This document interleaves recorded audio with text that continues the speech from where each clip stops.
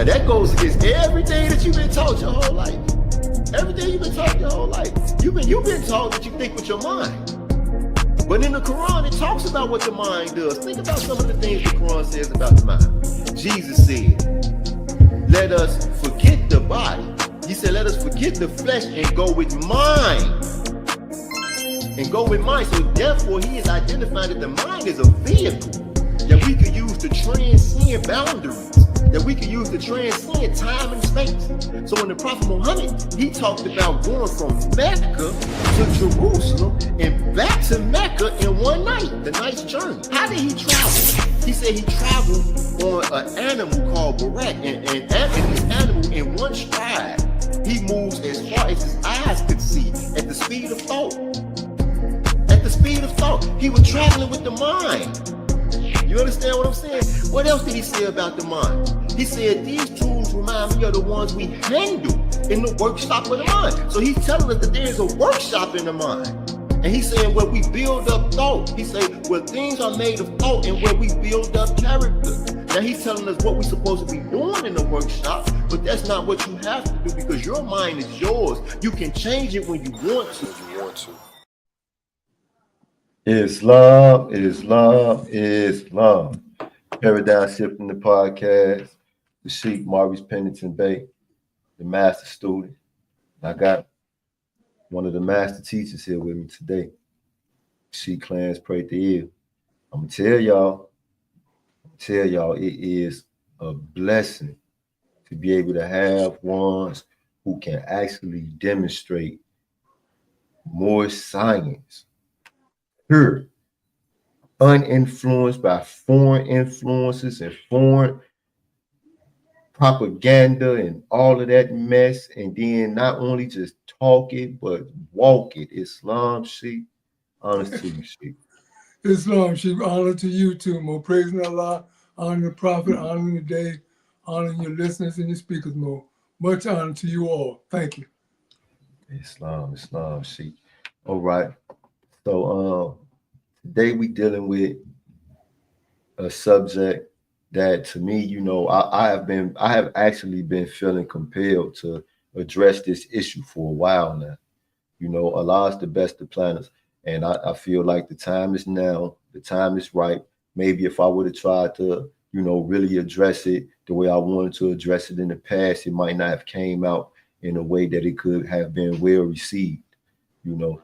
But I think that now is the time, especially with, you know, so much that's going on in the world. And I don't think that there has ever been a time, even when the Prophet Noble Ali was here with us on the scene, where the people needed to know the truth. And they needed the truth. They needed it bad, you know. They desire the truth, you know. But the people have been suffering so much, going through so much, that I don't believe that our people right now are going to go wholeheartedly into anything if they are feeling doubt about it at all. If it's anything unclear about it, they're going to be like, you know what, I'd rather stay right here in this hill where I'm at. You know, so I think it's time for us to address this issue. Islam, well, praise Almighty God Allah. Well, Mo, the Prophet did say that this movement is an everlasting one, Mo. So however long those Asiatics out there prolong their salvation by not coming to the Moorish Science Temple of America, that's basically on them. The Prophet teaches us that our salvation is at hand. You know, it's just a matter of us pressing one another's hand and understanding what we're talking about, Mo. And this subject, Mo, I truly appreciate you bringing it to the forefront, bringing it to the attention of the listeners. And I'd like to ask people, if they have questions, please pose your questions. If you have comments, please make your comments, and let's move forward, because we're going to talk about Masonry and Freemasonry. We're going to talk about how we are not, how Moorish Americans are not. We're going to talk about we have no affiliation. I have no affiliation, none whatsoever. And we're going to talk about chapter 5. And we're going to talk about the faith. And we're going to talk about all those people out there that have our faith. We're going to talk about this. And I asked them more before the show over, if it's required 1 or 2 episodes, I am, be it the will of Allah, I am willing to have those 2 or 3 episodes so you can fully understand that we have no affiliation with Masonry. A Sheik, a Grand Sheik, the Moorish Science Temple of America have no affiliation, none whatsoever. And Sheik, if it's okay with you, I'd like to read what I would like to base all my comments or all my concerns or all my quotes on.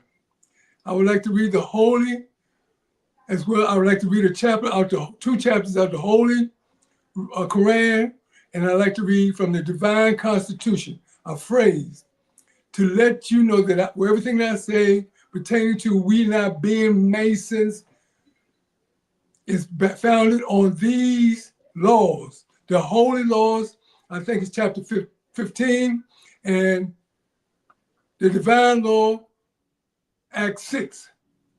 This is what I'm going to be basing everything that I say tonight pertaining to us having nothing at all to do with being Masons. Islam, Sheik, do it. All I'm doing right now is I'm trying to share this to every platform, because I don't want nobody to miss it. I don't want nobody to miss it. So thank you, Sheik. Thank you very much.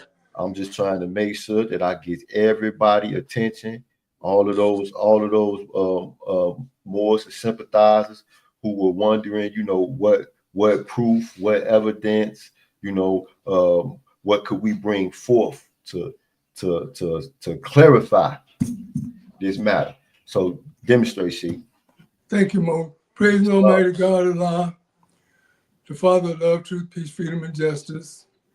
I didn't mean to say that so fast and so irrelevant. I want to stand high, great honor to a man that we should all be listening to. A man that everything that he told us about, warned us about in 1928 is coming to pass today. So that says that he is a true and divine prophet. I'm talking about none other than Noble Drew Ali. I'm not talking about the countless that come in his name. I'm talking about him. I'm praising Almighty God Allah for the Moorish Science Temple of America and all in its Moorish curriculum, all that it teaches us, how to come out and become a guider. That's a powerful demonstration. I want to stand honor to you, Sheik Pennington Bay. I want to stand high honor to you, man, for having the courage, the fortitude to speak on this issue. And for all that are concerned, we are going to speak on it in love, truth, peace, freedom, and justice, because I know your mothers and your fathers and your sisters and your brothers and your boss, I know all of these people. I know all of them have, some of them, a lot of them are your friends. But there's somewhere in the Holy Quran, the prophet talks about that we should have no respect at the benefactor. Just because we have these people, we know these people, they are our parents. We don't deny the Creator, Allah. And I know that you have these friends out there, and I'm going to respect that, and I'm going to touch on it. But rest assured, when we get behind closed doors, the principle that everybody's seeking peace, and the principle of peace that we're going to be seeking and teaching is behind closed doors, and we're going to do it in peace. These same lessons are going to come on another level behind those closed doors, because everyone wants peace. And the only way peace can be obtained is that we teach peace in the various lessons that we have to teach. And I'm sitting here, as well as the Sheik, being an example of what we have to teach. Now, I'm coming from the Holy Quran of the Moorish Science Temple of America. I'm coming from chapter 15. And I'm going to read it slow, because this is what I'm going to be basing all my comments on, all my questions on, all my concerns on. I'm going to be basing it on chapter 15. And I'm going to say it to elementary level, so you can comprehend that. So it won't be too fine for you to comprehend what I'm saying. I'm going to keep it elementary, so you can comprehend what the Prophet Noble Drew Ali is trying to say. It reads, Divine Ministry of Jesus.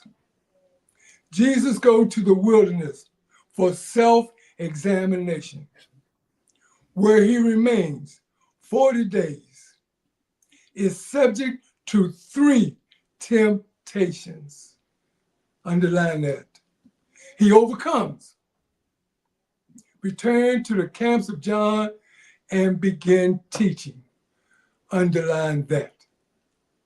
Verse 1. The harbinger had paved the way. He had been introduced to men as love made manifest. Yes, I skipped a word purposely. And he must now begin his divine ministry. And he went forth into the wilderness to be alone with Allah, that he might look into his inner heart and note its strength and worthiness. And with himself he talked. He said, my Lord self is strong. By many times I am bowed down to carnal life. Have I the strength to overcome and give my life a willing sacrifice for stubborn, stiff-necked men? Verse 5. When I shall stand before the face of men, and they demand a proof of my messiahship, what will I say? And then the tempter came and said, if you be the Son of Allah, she command these stones to turn to bread. And Jesus said, who is it that demands a test? It is no sign that one is a son of Allah because he does a miracle. The devil can do mighty things. Verse 8. Did not the Gentile musicians do great things before the Pharaoh? My words and deeds in all the walks of life shall be the proof of my messiahship. And then the tempter said, if you will go into Jerusalem and from the temple pinnacle, cast down yourself to earth, the people will believe you are the Messiah sent from Allah. This you surely can do, for did not David say? The tempter know what David said. He gives his angel charge concerning you. And with their hands will they uphold you, lest ye shall fall. And Jesus said, I will not tempt the Lord my God, Allah. And then the tempter said, look forth upon the world. Behold its honor and its fame. Behold its pleasures and its wealth. Underline that. If you will give your life to these, they shall be yours. But Jesus said, away from me all tempting thoughts. My heart is fixed. Is that what you say? Is that what we say, family? Our hearts are fixed. I spurned this carnal self with all its vain ambition and its pride. For 40 days, did Jesus wrestle with his carnal self.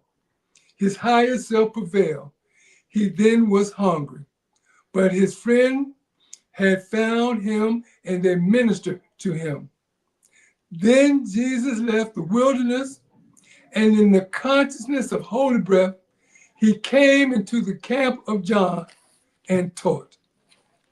And when he came into the camp of John, this is what he taught. And please keep in mind, keep in mind that what I'm reading is what my demonstration is going to be based on, that we're not have any affiliation with Masonry, that the prophet is not a Mason, that you should not be a Mason. Islam, Sheik. One second. The sister T. Moody Ill entered into the studio. Sister says that your device, say they will need to connect their mic and camera before you can add them to the stream.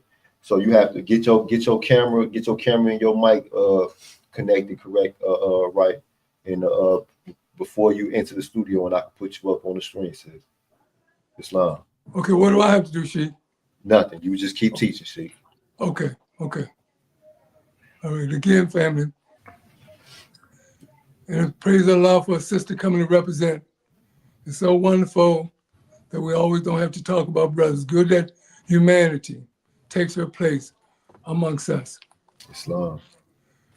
It says he came into the camp of John and he taught. And this is what he taught. He said, in the end of time fulfilling of the prophecies, verse 6, he said, we, as a clean and pure nation, That's right. descended from the inhabitants of Africa, do not desire to amalgamate or marry into the families of the pale-skinned nations of Europe. Yes, Neither serve the gods of their religion, because our forefathers, underline, our forefathers, are the true and divine founders of the first, not the second or the third, but the first religious creed that Allah recognized, that is in Acts 6, for the redemption and salvation of mankind on earth. Therefore, underline, we are returning the church and Christianity back to the European nations as it was prepared by their forefathers for their earthly salvation. While we, the Moorish Americans, are returning to Islam, which was founded by our forefathers for our earthly and divine salvation. With that said, John said, the covenant of the great God Allah, honor thy father and thy mother, that thy days may be long upon the earth land which the Lord thy God Allah has given thee. We're going to return the church and Christianity back to the European nation. Now, I'm going to recite in part Act 6 of the Divine Constitution, as for that also is what my demonstration is based on. My talking about us not being Masons, having no affiliation, is based on the holy laws that I just read. Now we're going to read the divine laws, and I'm going to recite it in part. And I think it says,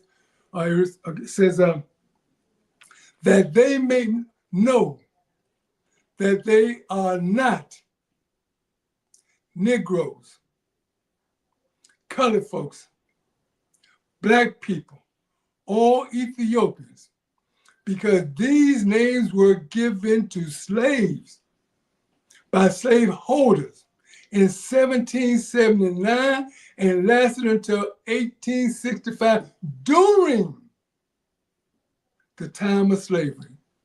But this is a new era of time now, and all men now must proclaim their own free national name and religion before the Constitution to be recognized by the government in which they live and the nations of the earth. This is the reason why Allah ordained a free man, ordained a prophet, ordained a man that holds no allegiance, no alliance, no allegiance to anything, to the rich, to the rulers, to the elite, hold no alliance with them, hold no agreement with them.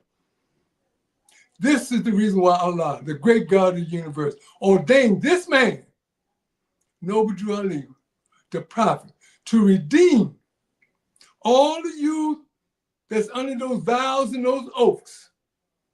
To redeem you. You don't have to go in that man's house. To redeem you from your sinful ways. The Moorish Americans are descendants of the ancient Moabites who inhabited the northwestern and southwestern shores of Africa. Now, one more thing. It says there's a question that we were asked in Sunday school. And the question was, did the angel give to the child that was called Jesus a holy name? Now that's the answer. That's the question. Then there's the answer. How are we going to arrive at that answer? Is that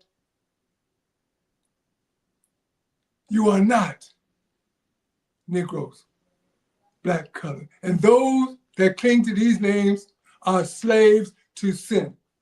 Therefore, you don't have a true and divine name of a nation, of your personal selves, such as Il or Bay, for an example. You don't have a holy name. Did the angel get to the child who was called Jesus a holy name? Yes, it cannot be used by those who are slaves to sin. And as long as you remain slaves to sin, as long as you call yourself Negro, black, and colored, you are a slave, because the record said, the law said, the civil, the political, the economical, the cultural law said that these names, Negro, black, and colored, were given to slaves by slave holders. So anyone that's saying that you are black, and in those organizations, that's what they're calling you. That's what you have to confirm to being black. If they call it one time we were niggers, Negroes, Afro-American, you all know this. I don't have to tell you, you all know better than I do. But they are slaves, and they are not free. And as a result of being not being free, we go back to what we just read when that tempter came. They took our fathers up on that mountain, and they showed them all being black could give them, all the fame and pleasure. And this is why we end up the year 2025 talking about we black. Because some of our fathers went up on that mountain. Islam, Sheik. Before we started, I asked you a question, right? Question.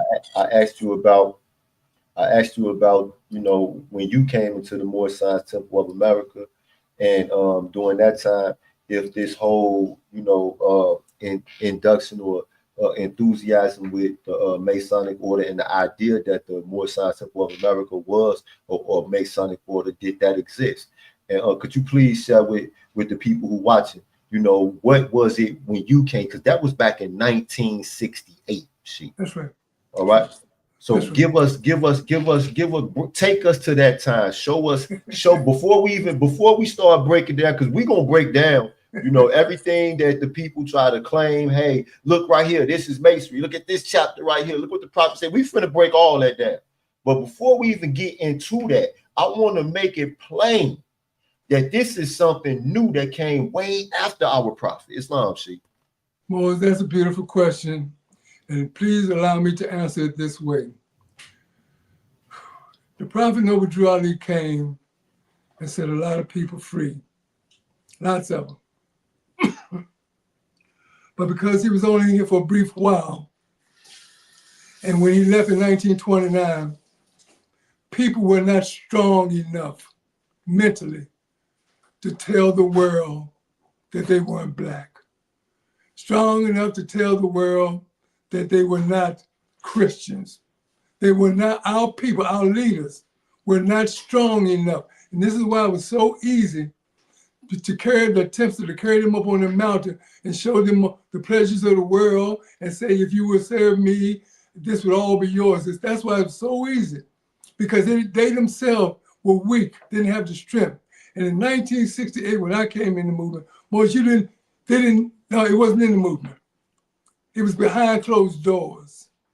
They had, you know, you saw it behind closed doors, but you didn't see it out there amongst in the air. Because here in DC and Washington and Maryland, for example, most brothers we didn't tolerate that. You know, it was even Noble Drew Ali. He was our prophet, he was our redeemer. And that's how it was going to be. We've challenged them on every issue. We saw one another and we challenged. And that's in the Quran as well. We challenged one another. And those that didn't know and they accepted the challenge and they got beat out in accepting the challenge, they came into their right mind and came back into the movement. But those that were pure, uncut slaves to sin, ignored the challenge, ignored the warnings, ignored to the point that they returned back. They took off their turban and their fez and they went behind closed doors. But in 1984, here in Washington, D.C. specifically, underline this date, Chief, 1984, Satan came out that hole. He came out with vengeance because a lot of grand sheiks, powerful grand sheiks that were holding the movement together had laid down their forms. And as a result, they came out those holes like ravenous wolves, to the point that you look up young babies, our young children were being kidnapped, our young children were being ran out of the temples, our children were out there doing everything. They were going Black Power, they were going everywhere except staying in Moorish Science. And as a result of that, we have the confusion that we have today. But during my time, Mo, no, you didn't come out, you didn't talk that talk, because I challenged you on it, especially if you were a Moor, and I know you to be a Moor, you carried an ill obey. And a lot of times, those who there, they had the Muslim name Muhammad. And my greatest battle in 1968, 1969, 1970 was those sisters under those fezzes. Man, that was more, we put our lives on the line. Because number one, those sisters took pride in wearing the fez, and those brothers put the fez on them, but we had to make them see that if you're in the Moorish Science, you could be out there in them other orders, those so-called those unconscious orders, but in Moorish Science, sisters do ill obey, do not wear a fez. A woman does not wear a fez on her head. And in my ministry, I have taken Moors on St. John Day, back in the early 70s and 80s, and even in the 90s. I've taken whole temple, whole ministry meetings to St. John's Day to see these people wearing our fez. But yet they were persecuting us, saying that we didn't have what was right, that we were wrong. But yet they had on their head Islamic fez, be it Turkish or Moroccan. They had it on their head with the tassels, however it was, names Ahmed, Allah, Ali, Muhammad on their heads. But they were telling us that we were wrong. And when a lot of them brothers and sisters came into the temple, I took my time. I have pictures where I've taken them into St. John's Day and bust that stuff up. Bust it up. Islam, Sheik. I wanna do something, right? Because a lot, and it's a fact, Mo. The mass majority of the Asiatics, the Moors, those who proclaim themselves to be Moorish Americans on the social media platforms, they have not ever really sat down and heard a Moorish master speak and teach. So I want to help them. All right, I want to help them. All right. So you said this several times. Okay, so the Holy Quran of the Moorish Science Temple of America says that the teacher treads the way and leaves his footprints clearly cut, which all can see, and be assured that he, their master, went that way. So we'll hear terms that the elders are demonstrating, say, well, that's a master word, underline that, such and such and so and so, constantly using the hammer, repeating certain phrases. They want you to hear something, they want you to see something and to understand something, but they need you to work for it. All right, Moors, all right, Asiatics, please listen to what's being said. So the Sheik has said it several times that these Moors, including Grand Sheiks of the Moorish Science Temple of America, went up on that mountain. That's right. Right. So now he showed you the mountain. He showed you the mountain. He told you what the tempter wanted these Moors or these Asiatics to see from this earthly pedestal or earthly pinnacle. Now we start to talk about some of the differences between Masonry and Moorish science. All right. That's Christianity where they looking for earthly salvation. What you show me from a mountain should not move me, especially it should not move me from my charge. I'm a Grand Sheik. I'm a Grand Sheik. So nothing that I see from an earthly mountain, from an earthly pedestal or pinnacle should have any power to move me from my charge. But since Christianity was founded, listen, y'all. You said, Sheik, you said Christianity it. was founded for their earthly salvation. You said it, Mo, when you said that the master leaves his footprints clearly cut. Number one, a lot of them weren't masters.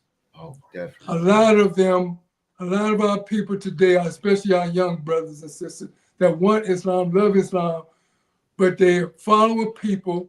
They're what the record reflect. They are the blind leading the blind. They have not, the footprints that they left have disappeared. When they come to have questions, when they come up on other brothers and sisters, man, it's almost like it's a taboo type of thing. Because it's like we're going to challenge one another when that should not be the case. Your Grand Sheik should lead you out of bondage. Just as Moses left all of those people out of bondage. Your Grand Sheik, it says it in the Master and Servant, your Grand Sheik should remove the kiss of solicitude from the world so you are able to attain to where you need to attain, that you can mentally come out of slavery. But a lot of brothers and sisters don't know this. And I know somebody tonight is going to ask, how's the saying go? Man knows not by being told. Is that how it go, Mo? That's the question? It said Islam. It said that if man would know, he must be what he knows.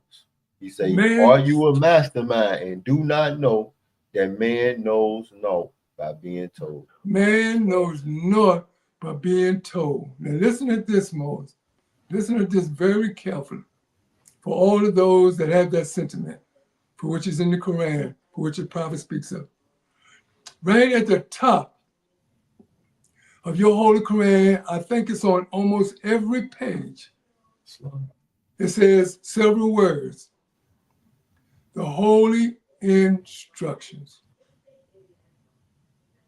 If you have a situation, if you are doing something, if you are Sheik, chairman, sister Grand Sheik, whatever position you have, if you follow instructions that are handed down unto you, that by somebody that's acknowledged, somebody that's qualified, and somebody that's worthy, you will put together all that you need to put together in your office in the temple.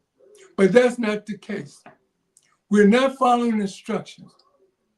We're not following instructions from people that know. And I mean this from the bottom of my soul. We're not following, many of you, you're getting the Quran and the ethers are full of the holy breath. So you sound good when you go to speak it and expound and teach on the Holy Quran. You sound so good that you deceive yourself into thinking that you know. And this is what the problem is amongst our people, our young people. They have this spirit, the holy breath, and they're thinking that they know when they haven't been instructed. They haven't been sit down and said 1 and 1 does equal 2, 2 and 2 does equal 4, etc. We need to be instructed in these laws. And some of us haven't. And when we run upon problems or situations, then we want to call on an acknowledged sheik. They want to call on somebody. But until then, they rely on their own. But you need to get with somebody. You need to go into the Moorish Science Temple of America in your nearest state and ask what the instructions are. And these instructions that's in the Quran will be given to you, because right now we're parroting them. And we sound so good with the semblance of truth, as I possibly do now. But there's substance that you need to know. There are instructions that you have not come out of Sunday school. Some of you are drop out of Sunday school. Some of you didn't go to Sunday school. Some of you went when you wanted to go. Some of you went to Sunday school, Moorish Sunday school that is, and you stayed for half the class, and you got it while you're there, you got everything on your mind, but what's being taught. But yet you come out and you're thinking that you know it all instead of inquiring.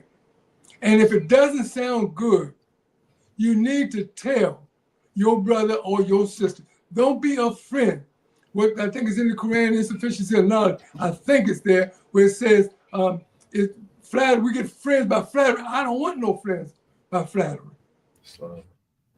Don't want no friends by flattery, because that flattery will get you hurt, feelings as well as otherwise. Tell people the truth. Tell them. That's the only way we're going to do this. You got to be a Muslim that submits your will to the will of Allah, to tell these people that they're not doing what Drew out said do. And of course, angels have warned people, our people out there. Wise men have warned, our mothers have warned us, our fathers have warned us about doing things, otherwise we're going to get our tails beat, and we still didn't listen. But somehow make them listen. Islam, Sheik. You spoke about 1984. You said 1984. Islam, Sheik. You said in 1984, you know, Satan came out that hole. That's right. With the vengeance, Sheik. What happened in 1984? Well, a master, a grand Sheik passed for him in 1980. And that's Grand Sheik Timothy Dingalil. This Mo was literally, you know, they throw dots at the man, but this man was literally the master mind of the Moorish Science Temple of America. Everyone consulted this man. I know because I was there, and I'm not saying these things just because I love him, but I'm saying because it's true. This man was a mastermind. From North, South, Chicago, to Richmond, to wherever you went, this man was a master. And in 1980, he passed for me, laid his form down. And as a result of him laying his form down, all of those that were at enmity with this man, they came with full-fledged devouring power. They came in the Moorish Science Temple of America, in particular him, in Washington, D.C., in Maryland, Chicago. They came in with revenge. And they tore young men down. They kidnapped Moorish babies. They bribed Moorish babies. They demeaned Moorish babies. And in 1984, a master stood up that came out of one of those houses that vowed to return us back to slavery. He vowed to return us back to slavery. And in 1984, he set armies of thoughts, ideas around everything that Timothy Dingalil said. Everything.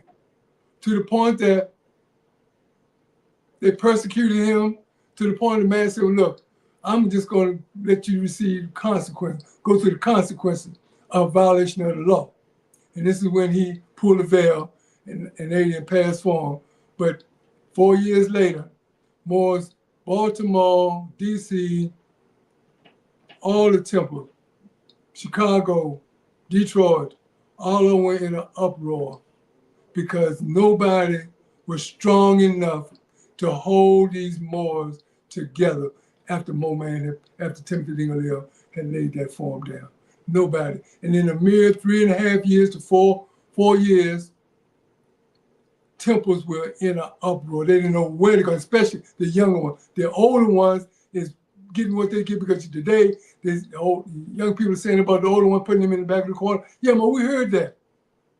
We heard that. I never said it, but we heard it because they were holding on to malice, envy, jealousy, discrimination, prejudice, disunity, everything that's busting us up today. Our old that were in the movement during that time were holding on to it. A whole lot of them, not all of them. They were holding on to it. And in their chambers, in their temples, in their private meetings, they were teaching all kinds of hatred, slander, lewdness, murder, and theft. And that's why we're in the condition that we are. And they taught, and a lot of them taught that masonry.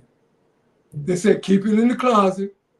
They say, when you come into the temple, don't put your fez on till you get to the temple. Mm-hmm. When you get ready to go out the temple, take your fez off and walk till your car without your temple. They were saying all kind of mean, crazy stuff. All of this was taking place, you know, because what happened in 1984. And I won't call no names out, but we all know, everybody's been in the movement, we all know who they are. And as a result, we're in the condition that we're in today. And they started promoting Masonry as if it was a Noble Drew Ali's meeting. And some of them could trace themselves back to the various brothers and sisters that you see on the pictures with the prophet. They were all, a whole lot of them were Masons out of those orders, out of the churches. They were out of such orders like Absalom Jones Church, Prince Hall, Richard Allen. They were all out of their church. And when the prophet passed in 1929, then they had the strength to stand up. So they just went back, they just turned back on their own vomit. You know how a dog vomit, and then when he can't find it, he go back and eat his own vomit. They turn back on it. And we're in the condition that we're in right now. And family, friends, and loved ones, you ask me the truth, I'm going to tell you my truth, what I know to be true. And it's not out of slander, hatred, looting, murder. It's not out of any of that, because I'm all about love, truth, peace, freedom, and justice. My works, words, and deeds show that this is what I'm about. But you got to know the truth. And sometimes the truth hurts. This probably hurts, but you got to know.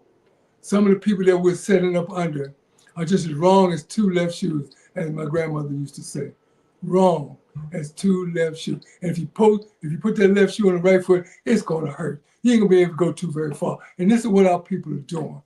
They're putting left shoes on right feet, and we can't go very far without crying. Islam. Okay, Islam. I think that's a perfect time to segue into the meat of this, right? Because I say this is the perfect time for us to move into the meat of this discussion. Let's go. Because both of those shoes look the same. But one is left and one is right. But they both look the same, right? That's right. So in my travels and dealing with various Moors in the temple, I have always seen Moors run directly to, let me see what the sister Tamika Moody is. She says, sitting in the back doesn't mean anyone is wiped out. You can actually sit back and counsel, just how I see it through the prophet's eyes. Islam. Praise the Lord. Islam. Yep. So Moors always turn to chapter number 5 in the Holy Quran of the Moorish Science Temple of America. And they look at these tools. You know, the prophet Jesus say these tools remind me of the ones we had to in the workshop of the mind, where things are made of thought and where we build up character. And then he goes into, how he envisions these tools being used in the workshop of his mind, right? Moors always say that this chapter is Masonic. Just what they say. And what they're really saying, I don't know what the chapter make a reference to. That's what they're actually saying. That's what they because if we read the institution of Masonry,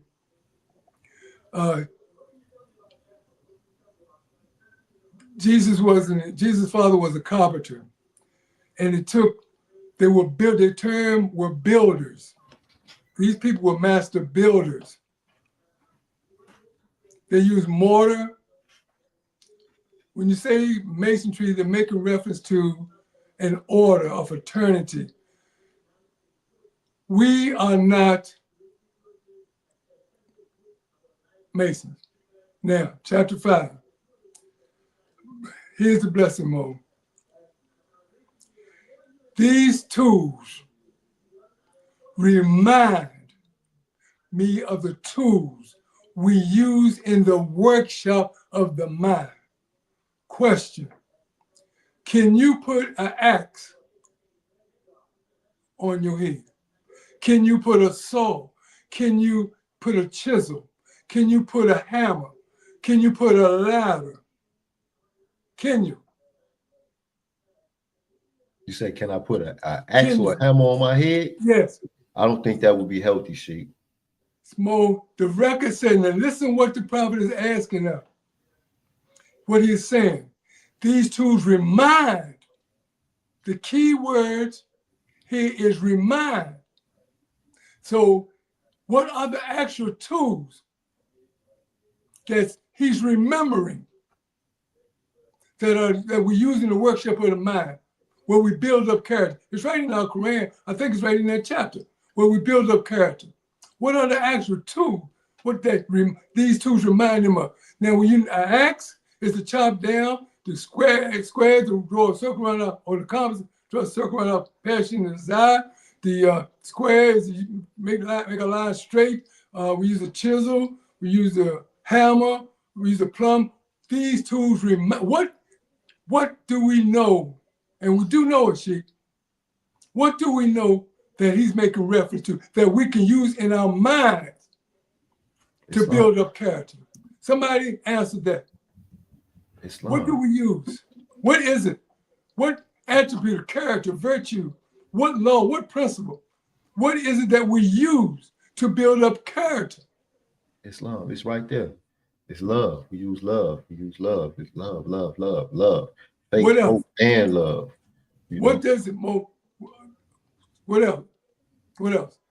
It says faith, hope, love, thinking, understanding, reasoning, willing. Love, truth, peace, freedom, justice. Mo, I'm gonna let y'all think about that, and anywhere along the course of the line, and during the conversation, answer that question if you that know, and then we'll elaborate on that chapter 5 more. But I got to get you to think. Hold on.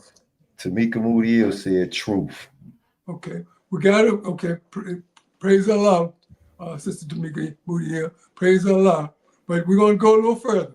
I'm gonna ask you to ponder on it, think on it some more, because as you know it more. Matter of fact, take a moment, pull out your chapter. Let me make sure, see if it's in there. I think I'm almost sure that it's in that very same chapter, Mo. Let me just check. I may be wrong, but let me just check.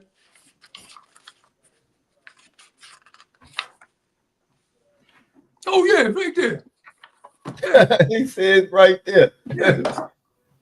This is what I mean when I talked earlier about instruction. It's right there, the tools. And he said, remind. You know, I know what we mean. No, I know we know what it means when we say something reminds you. That lamp remind me of light. This fez remind me of something.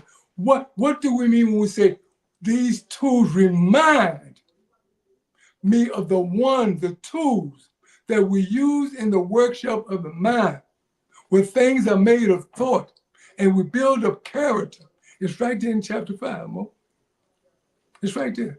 We're going to take a little time because I need a few more to think, come out the box, and let this serve as an example of what I mean when I said earlier about being instructed in these lessons, because it's right there before us. You know, we get stuck on those tools, compass, square. Yeah, they stole these things. The European had nothing. Everything that he had. The man, Moses, I meant to bring out a picture when this man was in the caves. And if you look down through history at him, even during his civilized days in Rome, all he had on was a cloth over his shoulders and around his waist. Before then, he didn't have nothing on. Him or women, had nothing on. Nothing.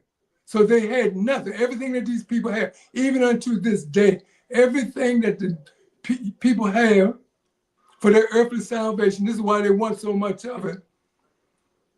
Wealth, money, cars, houses. They got more than they need, more than they can use in a lifetime. But they want it because they figure it's for their earthly salvation, because this is their heaven on earth. I'm thinking about this. I'm gonna have to do some multitasking. I'm gonna keep on. Somebody give me something. Somebody give me a something. I'll go and demonstrate it. But I'd have to do it this way. And again, I'm asking you, telling you or suggesting that this is what I mean. What the prophet said right at the top of the book, being instructed in. And when you hear it, man, you can say, "Wow, that's what you're gonna say, Mo."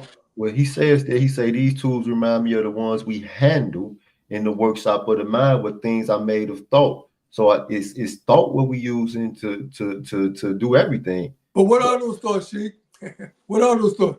What are those What thoughts? specifically are those thoughts? What specifically are those thoughts that help us build up character? You see it's right here in the chapter. It's right there, Mo.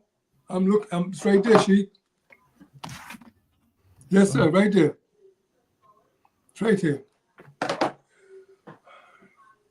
What are those thoughts? What are those attributes? What are those virtues? What are those, what is it that we use in our mind, that we can use in our mind? Won't hurt us, won't knock us out, kill us, like a hammer or a chisel or a saw. What's in our minds that can help us to do the same thing that these tools do? We can do in our mind with a virtue. I will come back to it, Sheik. But we're gonna let that linger till I don't have no problem teaching it. We're gonna let that linger, and we're gonna come back to it, and let's go on to okay. I just want to point out. I want to point out a few very simple things. Right here in this same chapter. So for one, it says symbolic meaning of carpenter's tools. It doesn't say the symbolic meaning of masonry tools. It says symbolic meaning of carpentry tools. I know that the Prophet Noble Ali is very intentional about that. And then these two things, I say this. I'm gonna say this. I'm here in my house. I'm sitting right now in my house. All right. I'm looking at the walls in my house. The framing that's done in the house, that framing work that's done internally inside of this dwelling is done by carpenters. All right. So it's a different science, see, and that's why I want to say in love, we're not here. We're not here telling our brothers and our sisters who are in those halls of learning that we don't love you because you were there or any of that. All we are saying emphatically is that we are not Masons. And the things in the Holy Quran that's mistaken as Masonic are not Masonic. And I want to say this. I want to say that I find that one of the biggest issues is that Asiatics see these Masons wearing fezzes. They hear these Masons talk the way they talk, move the way they move, and act the way they act, but they don't see themselves. They don't say, oh, that looks Moorish.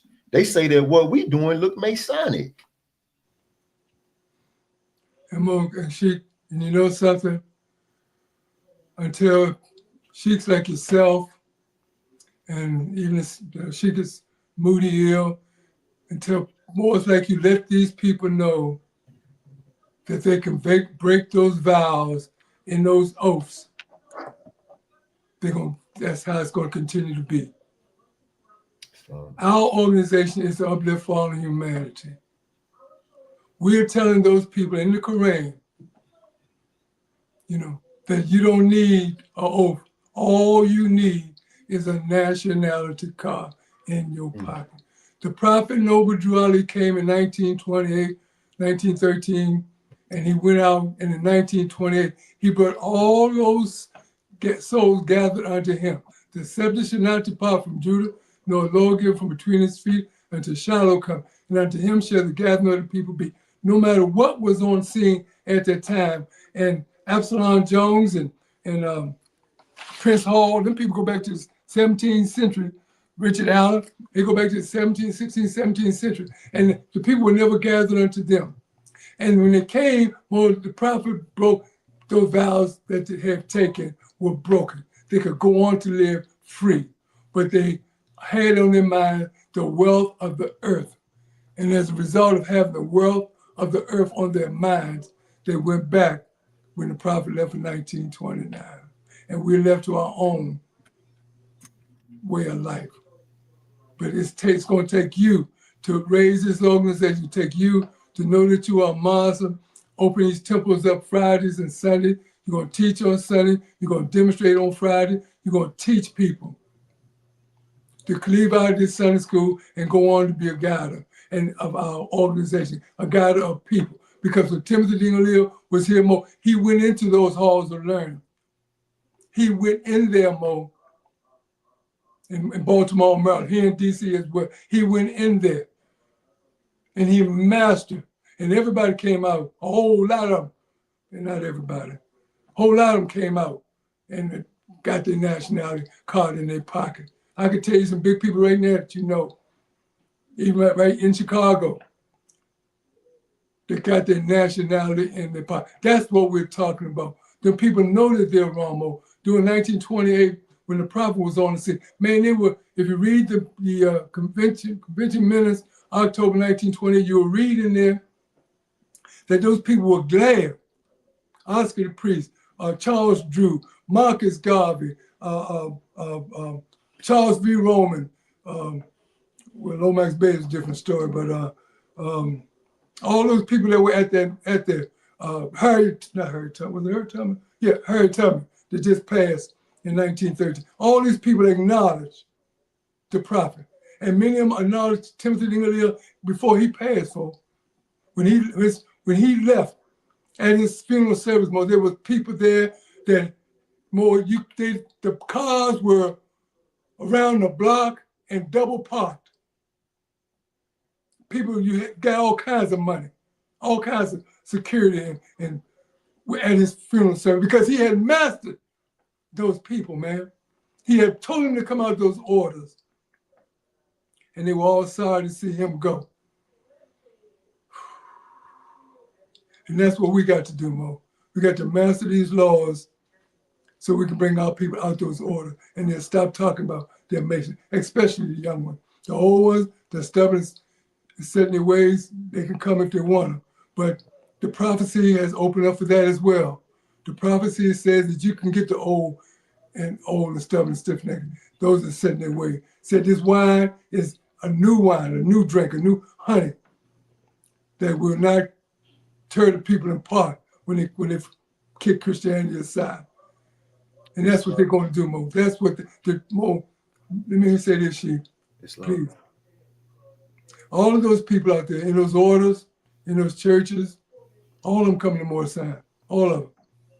Don't make no difference, make no mistake about it. He was the true and divine prophet. Everything that he's warned us about has come to pass, everything. What Trump is doing today was foretold and is coming to pass. The moment man taught about Trump, he said a president. And he taught about this man and everything. Mother Wisdom used to say, well, they're gonna need a nationality card just to get a loaf of bread. And this is how things are getting to be. Because these people are claiming an order that is full of chaos. That is not theirs, number one. The Ku Klux Klan has a Masonic order.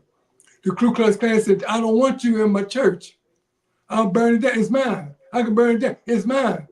That's right. And it burnt them down because that's theirs. That's right. But our people know the money that they can get out of it. They know the lust and the pleasure that they can get out of it with our men and our women. They're gonna stay in there till it kills them. And that's just what's gonna happen, Mo. And some of them ain't gonna leave these, some of them are not gonna make it to the Moorish Science Temple of America, Mo. And a lot of them are, because they're innocent and pure and clean. And they don't know they're following, thinking that they're following in the footsteps of somebody gonna lead them somewhere. And the footprints are not leading them anywhere. The footprints are leading them to their generation, their children getting abused and misused. And these are some terrible times to see, Mo, for senior citizens to see their children going through what they're going through. Islam, Sheik. You know some Sheik, so okay, so when we study history, we know that our ancient forefathers, you know, they gave these Europeans some of these degrees, right? We know that Herodotus, you know, wrote about it in his books and all of the ancient writings. When you study the books, we know that, right? Now, come to today, because I remember you said this to me. You said that Moors went into these houses. I mean, listen, Mo, and because I want to demonstrate from my own personal experience. As a member of the Moorish Science Temple of America, I was locked up, Sheik. in Allenwood, Pennsylvania, Allenwood, USP. I was locked up, and a new chaplain came. The old chaplain named Chaplain Cottle, he had been there for 20-some years. He retired. And a new young guy, he was like 20-some years old. He came in and became the chaplain. So I placed the order sheet. I ordered 20 Holy Qurans, 20 101 pamphlets, and 20 Moorish literature pamphlets. That was my order. I seen this guy a couple days later in the chow hall, and he say, "Hey, I got the literature that you ordered. You could come over to the chapel and, you know, pick it up whenever you want to." That was on a Friday. It was holy day. I told him, okay, when I come to set the temple up, I'll get it then. So I went early. I went in to set the temple up. I would always, you know, come, no matter what. I came into the temple doing it. You know, I never stopped. I get there and I set the temple up. So when I went in to set the temple up, he called me into his office. He had me the literature. And before I could walk out, he say, "Hey," he say, "I be listening to the Sunday schools when you be teaching in Sunday school." And I said, "Okay." I mean, you know, they listening to everything we say. And I say, "All right." And he say Moors. He say, "Are y'all?" He say, y'all are like Masons, right?" And I say, "No." He say, "But y'all wear fezzes." And I say, "Yeah, we wear fezzes."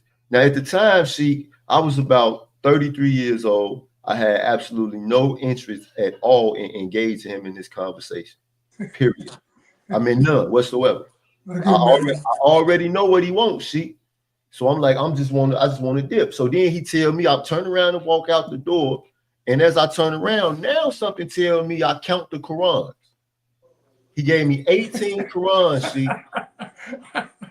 He gave me 18 Qurans. So I say, now he say, "Man, I heard that the Moors have a catechism."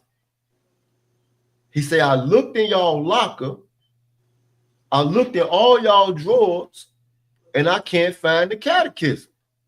Now he done had me these 18 Qurans. He's supposed to give me 20.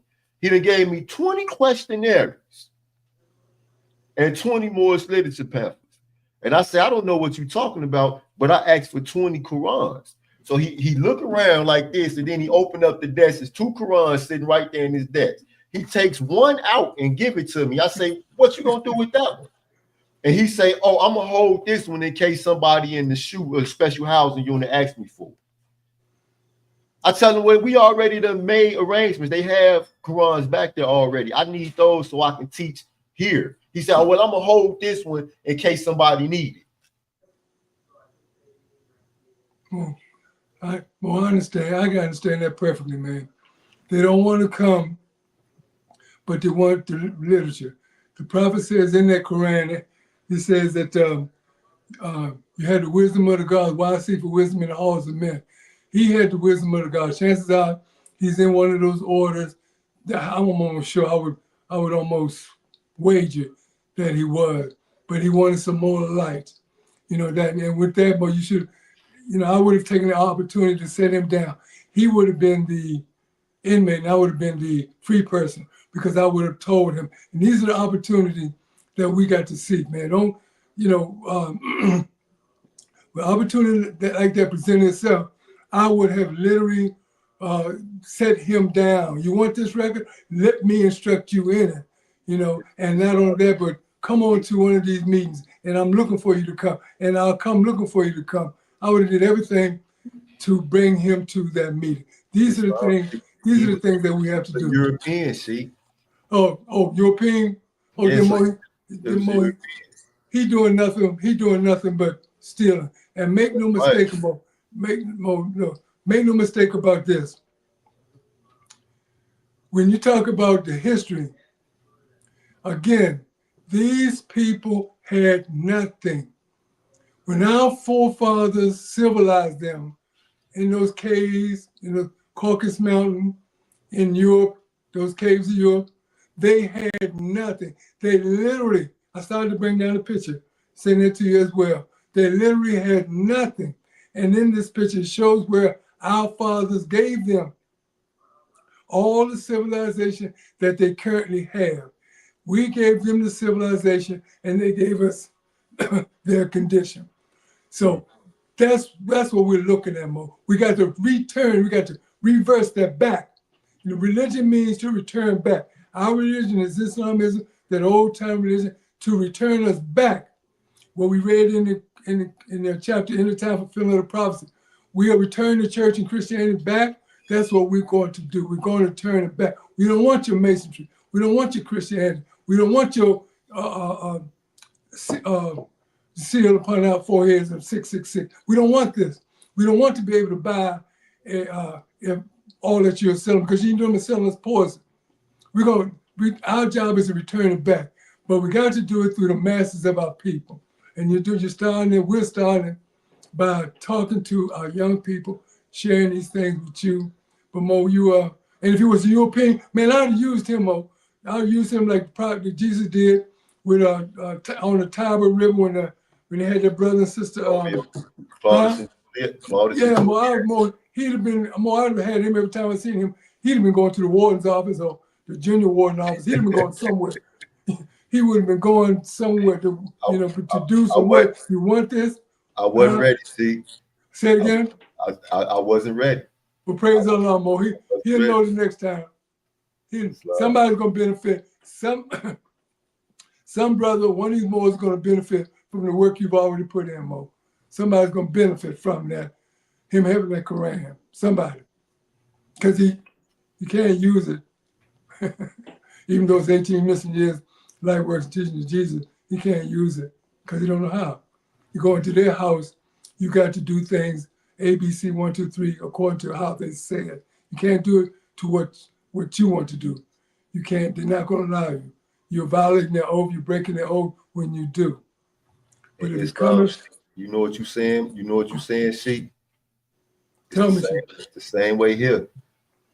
You and I and other Sheiks are made Sheiks by the rules and usages of the Moorish Science Temple of America. Not by nobody else's rules and usages, not by nobody else's customs and traditions, not through performing others' rituals. That's not how it's done. So you're not going to do it here, you're not going to do it there. But now we have these people who are trying to exist somewhere in between. Right? The prophet said in his divine warning, he called those individuals something like that, undesirables. These are the ones that they want to keep these names that delude to slavery. They want to keep them. They don't want to go through the processes. They don't want to do the work. That's like I read a book by I think it was Jane Pinkman. In 1865, she was 12 years old. When they wrote the book, it was 1965. She was 112 years old. She was there when slavery ended. She was there when the master came, the slave master came and said that he had to let everybody go. She saw a whole bunch of old people on the plantation that said, where they gonna go? They rather stay there on the plantation than to try to figure out how they was gonna live their life on their own. And that's what we dealing with. We're dealing with a lot of Moors, but we're dealing with a lot of Asiatics who rather stay on the plantation than to sit down in Sunday school and wrestle with questions. And here it is, I'm a Sheik with all these members that I got to teach more science to, and I'm still thinking about that question you asked, Sheik, from chapter number 5. I'm still trying to find the answer to that question. Wow. But you got more, they don't want to do that work, Mo. Wow. Well, then you do it, Mo. Islam. Then you do it. You got to be, the prophet says, teach. And we teach by example. We teach, man. Because we can't force it upon them. We can't make them accept it. We have to teach them. And how we do that is what you're doing every Friday and Sunday over the air. You'll be an example, teaching them what they don't know. And they'll come to understand. They'll come to know it. Like someone's going to answer this before we get off the course, or we get off the call tonight. someone's going to ask about chapter 5. I mean, they're going to explain. They're going to know about it. But we got to teach, well, this is what we got to do, teach, man. And how we do, the greatest example of a teaching that we can use is what is Marcus Moses Aurelius Garvey. We celebrate his birthday. You got to teach in his example. And his example is that he overcame the hearts and minds of the people. He overcome their not knowing, because in the Quran, the prophet said, these lessons, do not use these, falsely use these lessons. So that's telling me that, dear readers, somebody's reading a lesson to people that don't know how to read, don't know how to comprehend. This is the condition that we're in. Well, you know, I'm going to show you know, that we have people that have graduated from 12th grade, but they still have a problem of learning, comprehending, reading, and writing. So we got to recognize this and teach them. You know, be patient with them. Now, I guarantee you, if not, before we get off this line, somebody will bring that question back up. And if we have another one, I have no doubt that they're going to be one of the ones that's going to prompt you, encourage you to have another one, just so they can answer that one question that's in chapter 5. We have got to teach, Sheik, and our words are deep, and our words have got to be kind. Can't be slanderous or forceful. Our words have got to be kind. We can't, my man used to teach, you can't teach people more sound according to your understanding, because they're not going to comprehend it. You got a brother in the Quran, when Jesus was teaching, and the lessons that Jesus was teaching were far too fine for him to comprehend. So, and that's the condition with our people out there, Mo. They're not going to comprehend. So you got to teach them according to their understanding. Mo man had in the temple, the whole temple, from the walls, the floors, the whole place, Mo, was symbols. You know, he had symbol of this, symbol, everything was a symbol, because that's how people couldn't comprehend words and even what we said, but they could comprehend, for some reason, a symbol. You know, this sort of Star and Crescent, they talk about good luck. That's the first thing I recall people saying, oh, the Star and Crescent, that's good luck. That's the horseshoe. I recall this. And that's an eye. Eye used to be a taboo. You know, they used to think that was a cult or something, not a cult, but taboo from the South. And so that's how we have to teach, Mo. You got to teach it, man, and just be gentle with it. Can't be, you know, learn from Marcus Garvey how to sweep over the hearts and minds of the people, that they can get the message that you're trying to give them, the lesson that you're trying to give them. And that's what he did, Mo. He could probably, I'm thinking Marcus Garvey stood in the bed, feet hurting, corns hurting, shoes hurting. He getting ready to go to jail. Everybody backsliding against him. But he's up there still teaching, sweeping over the hearts and minds of the people, man.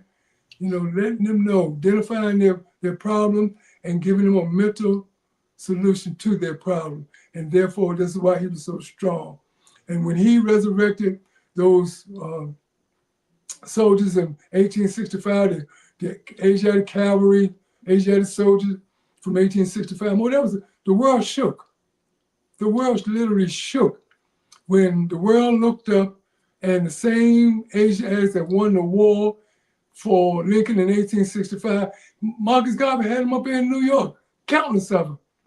The world literally shook, man. They were running to and fro, trying to find out how we could stop this man.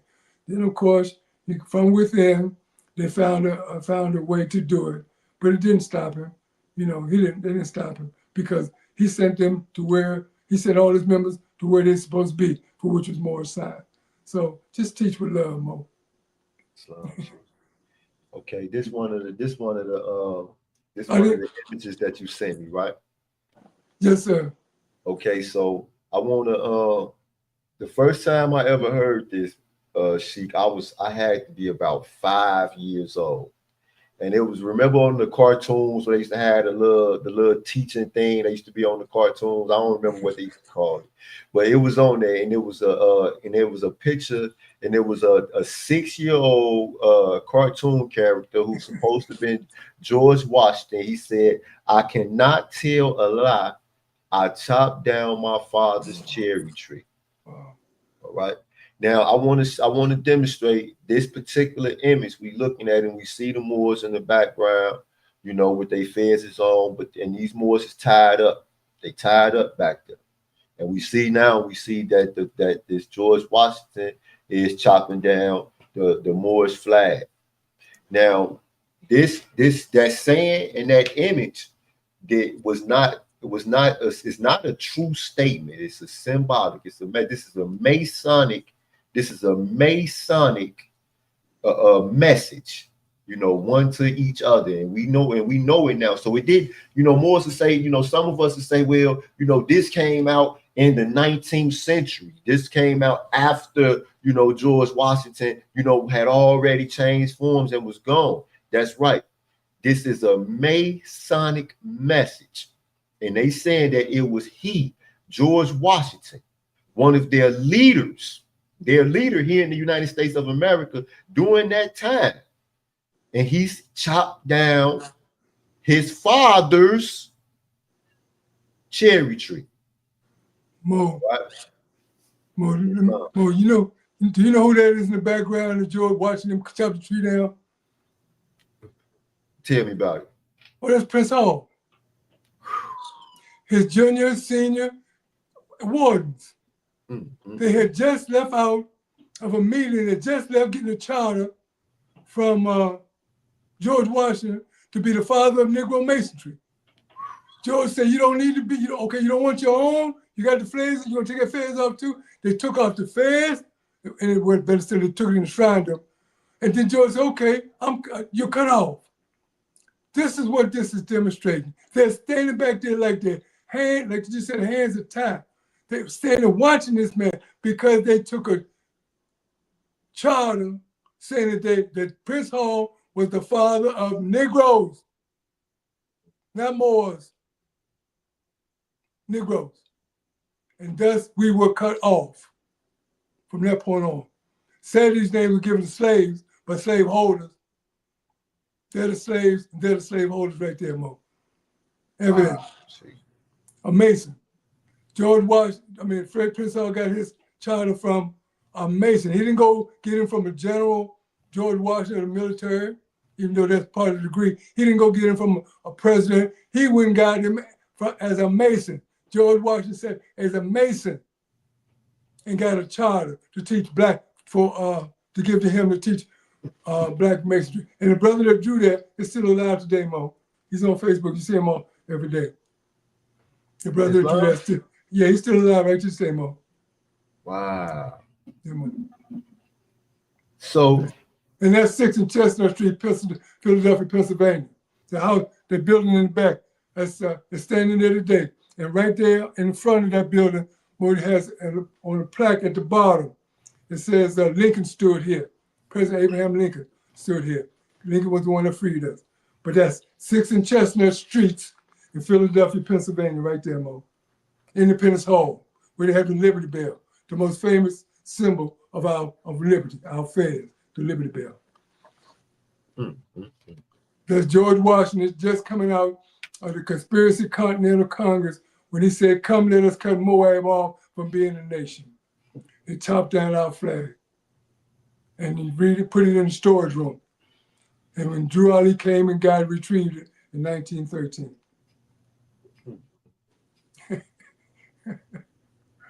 Wow. Yeah, you know, so a lot of Moors say, oh man, this is mythology. This thing never happened. And for me, it's like we live in it though. Like how do you call it a myth when we live in it?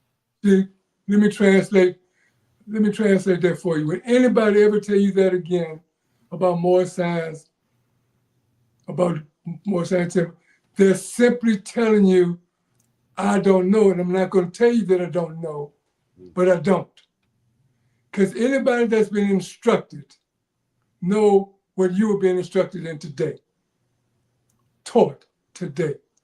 When people tell me, when they argue with me, I simply say, oh, well, they haven't said where I've said. They haven't been in the various classes I've been in, where you spoke when your show talked about Muhammad, night journey, A lot of people have sat there, Mo, so they don't know. And you got to recognize that, and you got to realize that, and don't argue with them. They're simply saying, I don't know. And then they'll come back one day and tell you what you didn't tell them. And you're going to say, I thought you didn't know. But they do. But people would do that. They would say this, they would disagree with something, all because they don't want you to outshine them. They don't want to know, and they don't want to acknowledge that they don't know. People, more especially, are like that, Mo. They will argue you right or wrong. And then you got the intellectuals out there, the pure intellectuals. I mean, talk about every sun, moon, and stars, but don't have a foundation or basic of anything, any of that. You know, got the spaceship out there and the alien ship and all these things, and you ask them a simple question: how is this so? I mean, so many guys that, for example, the book of Ezekiel, the wheel, got these Asians that are so messed up in the mind. How do you know that? Yes, the book of Ezekiel says that, but we know the book of Prophet Ezekiel taught the symbolism as well. So, you know, so just whenever they tell you that, man, I hear it, and man, I go to teach. I go into my elementary mode, then I may go on my junior high mode, or whatever mode I got to go to let them know that what I'm trying to tell them. You know, that's, and of course, they are so full of superstitions. Make no mistake about that, man. You know, they're full of it. But if they're trying to tell you, they're going to want you to understand and believe what it is that they're saying, but they're not going to believe anything that you say if it outshines what they're saying.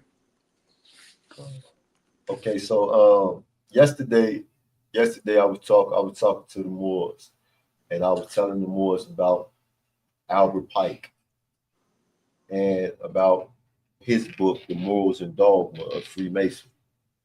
And there are things that he states in the Morals and Dogma of Freemasonry that clearly separates Moorish science and Masonry by a large way. For one, there's a portion in this book where he states, and I'm paraphrasing it, but he says something like, the ignorant is made to be used and ruled by the intellect or the intellectual. So basically what he's saying is, you know, if you have been blessed with the knowledge of truth, then you're supposed to take that knowledge and rule over and use other individuals who are ignorant. The Holy Quran of the Moorish Science Temple of America says, had he endowed thee with wisdom, had he enlightened thy mind with the knowledge of truth, communicated to the ignorant for their instruction, communicated to the wise for thine own improvement. That's a big difference. Big difference. All right. The principles of love, truth, peace, freedom, and justice can clearly be seen and understood in one measure, and the absence of those principles can clearly be seen in another. You know, what do you think? What do you think about, you know, when I look at it like this? In the Quran, it talks about a miner, right? And the man who was toiling scantily. But the miner came, and the miner seen this man doing all this work on the surface, and he told him, say, man, do you know that deep down inside that rich treasures lie concealed? So I'm thinking about the Moors when we look, if I just look at the feds, you know, and I don't know my own history. See, I don't know that my flag is over 10,000 years old, so my history is over 10,000 years old. I don't know that. I don't know. So when I see the feds, when I see some of the other, you know, science and symbolism, you know, the only thing I can do is associate it with Masonry. And I can speak from experience because sadly, see, I grew up in Chicago, born and raised in Chicago all my life, see. And I didn't know nothing about the Moorish Science Temple of America. I didn't know nothing about the Moorish Science Temple of America until I was 27 years old. And I found out about the Moorish Science Temple of America locked up in the disco crib all the way in Florida. See, But I knew about the Masons though. Well, hopefully what you're saying, she confirmed what I said earlier. Number one, I have in my garage, I mean in my shed, a lot of those books. I have a copy of that book out there in my shed as well. And just please keep in mind, all the listening that are listening, please keep in mind, Satan wrote books too, Mo. His love. He got books written as well. We rely on the Spirit of Almighty God Allah, for He says, not a word is lost in the book of Allah's remembrance. He will send a messenger to copy from all the sacred pages, all the messages of purity and love. And we will read it in our own language. So we got to remember, that.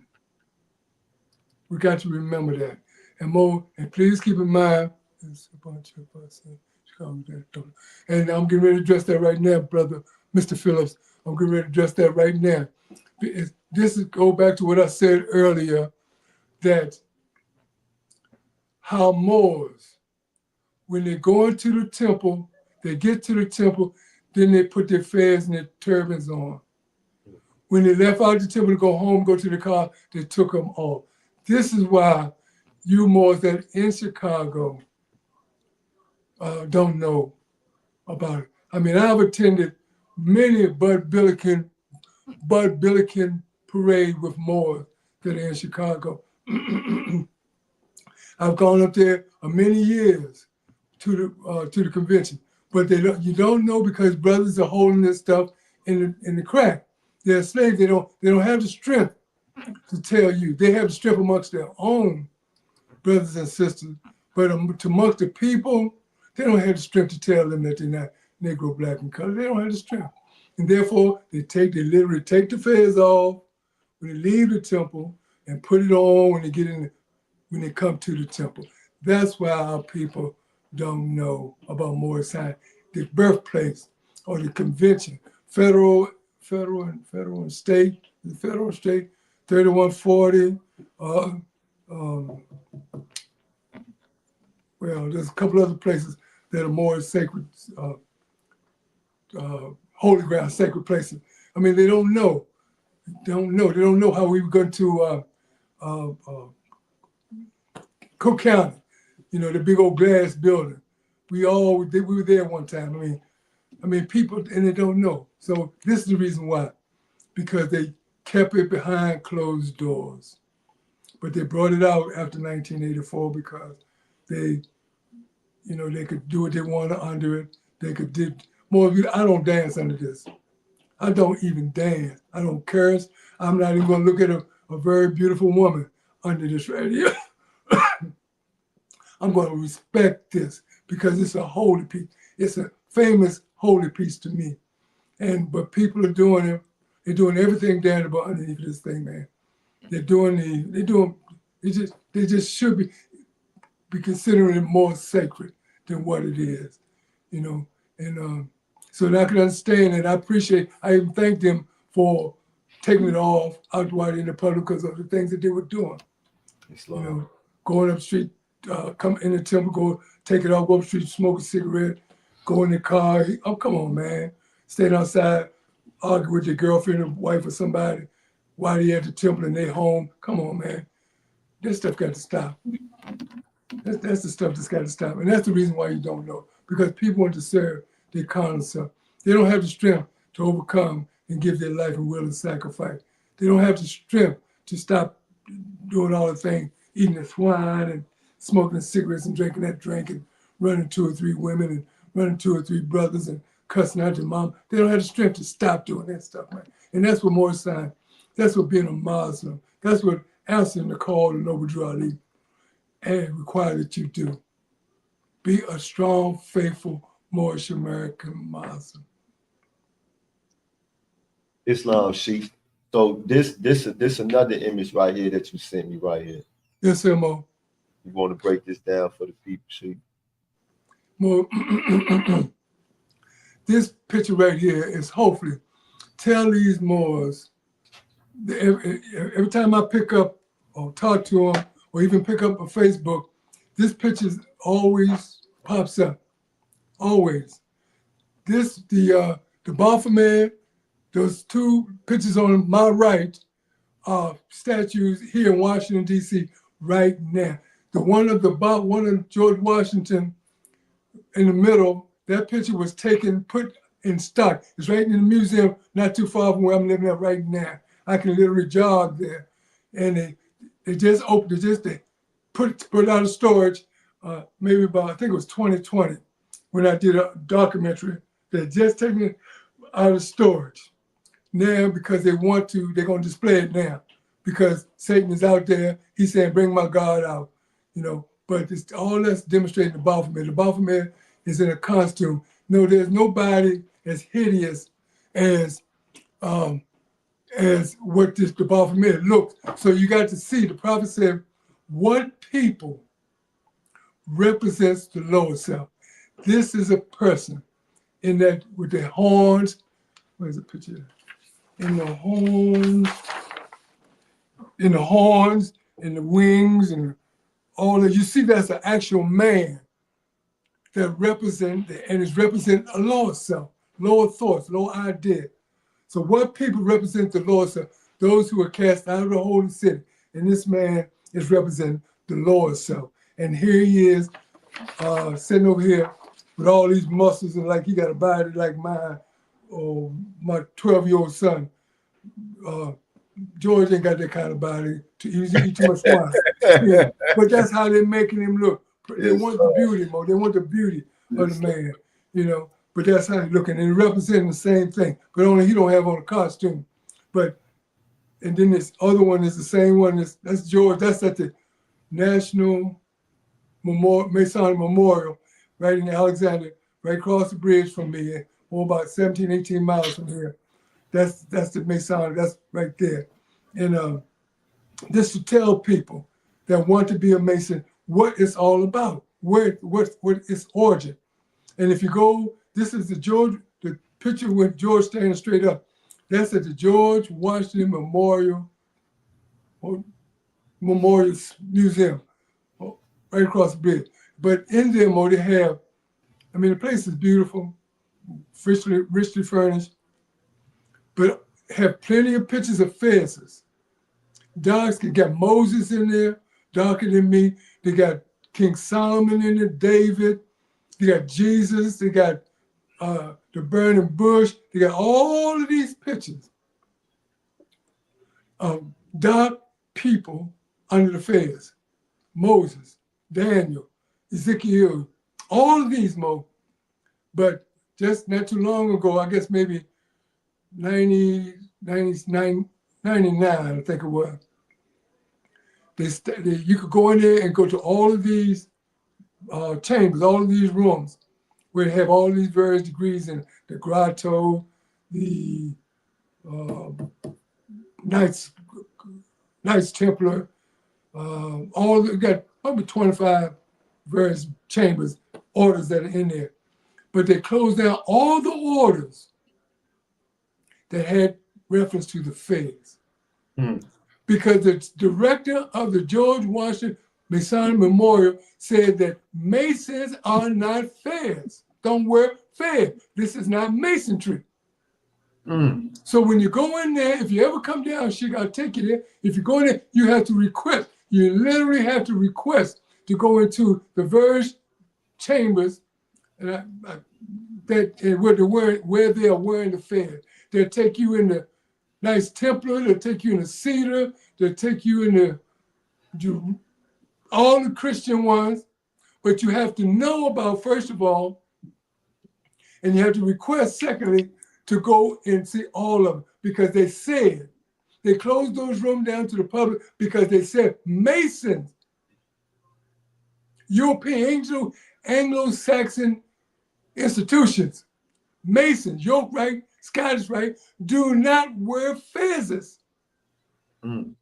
So they closed it down. This is not Masonry. This is not the original. This is not the origin, is what they're saying when you go in there, Mo. And you literally have to request to go on that tour and see all of those rooms. Otherwise, they just should take you to the nice Templar, and I haven't been there a little while now, but that's what they take you more, because this is not Masonry. And that brother, that the Europeans that brought this out, first he put it on a monkey. First they put this on them. The founders of what you mentioned earlier about the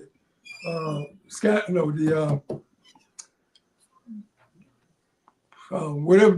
What are the Shriners? What do they call? Oh, the order, the noble order of the Mystic Shrine. Yeah, well, they put the feds on the monkey first. Yeah. And got a reaction before they wore it. They put all the sweat on a monkey. They put this on a monkey. And see what he would say, what people say about a feds being on a monkey. And when after the laughter was, this is their history, this is what they say. After the laughter was over and it started looking sort of civilized, then they brought it out the closet and started wearing themselves to their meetings. But first of all, they had to do what? Well, they had to take off the horns. Are you with me, man? Sure. First of all, they had to take off the horns. Put the other picture up, Sheik. It's I'm finna do it right now. There you go. The picture to my right. And look at old George in the middle, standing just like him. They had to first of all take off the horns because they wanted to go out in the public and present this flag, present this fez. So they had to start dressing differently. And first of all, they kept the tail because it was red. So so many reasons why our brothers and sisters need to leave that stuff alone. Here's 3 of them right here, 6 of them, 7 of them right here. Moors need to come out of Masonry. It's not our institution. It's a divine institution. It's an honorable institution, but it's honorable for Europeans. It's not yours. Just like the church, it's not yours. It's the Europeans. It's for his earthly salvation. And in there is where he get his earthly salvation. Everything he wants to do, all that he wants to do, he do it in his own house. We need to come out. The Revelation 17, 18, I think it is, said, come out of her. Come out of the great harlot. Come on out. Because you got no business in there, first of all. And I'm going to tell you the truth. Now, I used to think, especially when I first came into the movement, man, I used to think that was it because of all the symbolism. But when I got instructed, when Timothy Dingley set us down and instructed us in the lessons, man, I saw another side, man. And all those books been in my shed all these years. I'm quite sure they're full of ants and worms and bookworms and everything else, but they're out there. Maybe my sons or one of my children do something with them, but they'll stay out there as long as I'm living. And I have countless of them out there. I got hundreds of thousands of dollars in books. I can build my house, I can turn it into a library if I wanted to, but they're out there all piled up because I didn't know until I was instructed, till I went to a Sheik humbly. And they instructed me in the lesson of the prophet, noble Drew Ali. They answered all my questions with power and authority as I'm answering yours to my best of my ability. And power and authority, my questions were answered. And this is what's going to make it. Mom. She got any questions or comments about it? Hold on, Sheik. Hold on. Islam, Sheik, pardon the body. No, let me see. Let me look. I'm looking through the chat. It's a lot of comments, Sheik, but it's no questions. Well, give me a couple of comments and more. All of the Moors who had questions all week, who seen the post comment. Okay. This some more. I just met this Mo yesterday. Me and the brothers was riding, and the Mo flagged us down. He seen our faces and he flagged us down. But he says the prophet said that it will be a point where the old Moors will have to take a back seat to the young Moors. Well, I know you make a reference to me, but if I take a back seat, a lot of this stuff you'll never know. A lot of what little I've said thus far, if I were to take a back seat, there's a great chance you would never come to know. Put me in the back, and there's a great chance you'll be parroting. You'll be saying like this, because that's not from the prophet. That's from the oral statements that one of the brothers put out. The prophet Noble Ali did not say that. It was from the oral statements that Moore said, that Moore said. And if you want to believe something that Moore said, then believe that. But you need your old Moore, because they're the ones that the prophet says in the divine law, you are descended from the ancient ones. That's right, Mo. If you are a Moorish American, you are descended from an ancient one. You can't say them in the back because you'll never know. And you'll be out there just like they are today, taking this stuff and confronting problems on the road, and not disobeying the laws and fighting the law. That's where you will be. And it will do you the same way that they have done to all those other organizations that were black.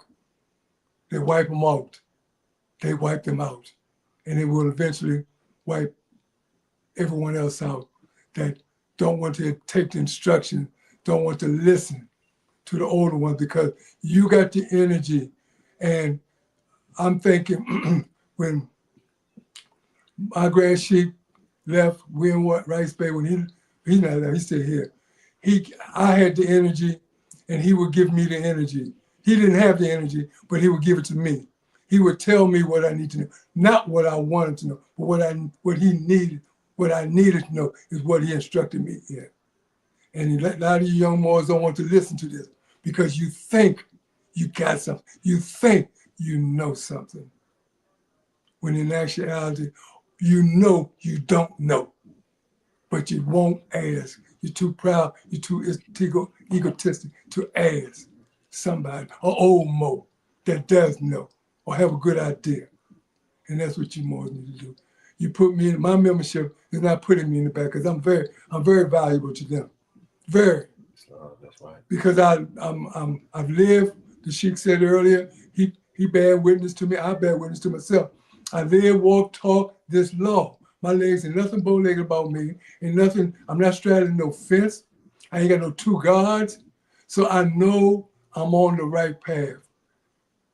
And Allah is preserving my life for the life that I lived. He's preserving it for you to come and learn the truth about some of the things that you want to put the old Moors in the back and you don't want to hear because we're not moving fast enough. No, I'm not moving fast enough. I'm going to move at the pace that Allah assigned for me to move. Don't put your old, and even the Asiatics out there got sense enough to go to the, what do they say, the ancestors. They got sense enough to rely or go to the ancestors. I go so many places, man. I get so much honor for being an old brother, you know. And I mean, I was at, wow. Yeah, don't put the old brothers, don't put the old Moors in the back, man. Put them old ones that ain't doing no work, put them in the back and make them learn and listen. But other than that, man, learn, Mo, learn. You don't know. You don't know. And by you making that statement, the prophet did not say that, brother. It was the oral statements, a book about 200 or 300 oral statements. I think is responsible.